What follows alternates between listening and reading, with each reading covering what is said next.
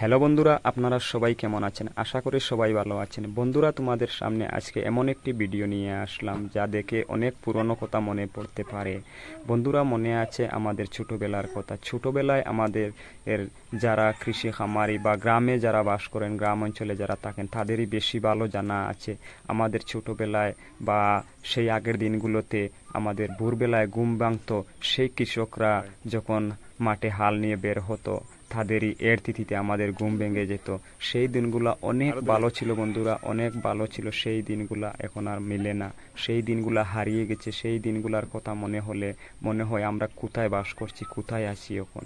এমন একটি আধুনিক যুগে আমরা আছি, যে যুগে সেইগুলো তো আর মিলে না। এখনকার যুগে শুধু ট্র্যাক্টরের মাধ্যমে, বিভিন্ন টেকনোলজির মাধ্যমে এখন দেখা যায় মাঠে ঘাটে পাহাড়ে জঙ্গলে যেখানে যাবেন সেখানেই আধুনিক টেকনোলজি দিয়ে কাজ করা হচ্ছে।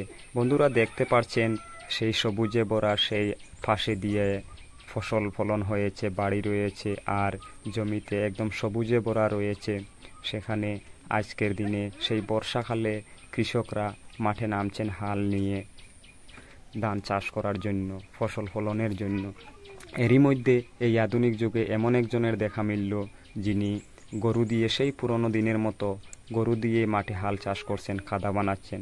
ওনাকে জিজ্ঞাসা করলাম আমি, কেন এই আধুনিক যুগে এত সহজ উপায় থাকতে, সহজ পদ্ধতি থাকতে কেন তিনি সেই পদ্ধতি অবলম্বন করছেন বা সেই গরু দিয়ে হাল চাষ করছেন মাঠে। তিনি বলছেন সেই পুরনো দিনই ভালো ছিল। সেই পুরনো দিনের যে গরু দিয়ে হাল চাষ করা হতো, তখনই কিন্তু জমিতে ভালো ফসল ফলন হতো।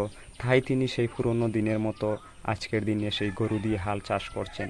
তিনি সেটাই মনে করছেন অনেক ভালো, জমিতে সার হয় বা বিভিন্ন ধরনের ভালো উপকার হয়, তাই তিনি সেই গরু দিয়ে হাল চাষ করছেন।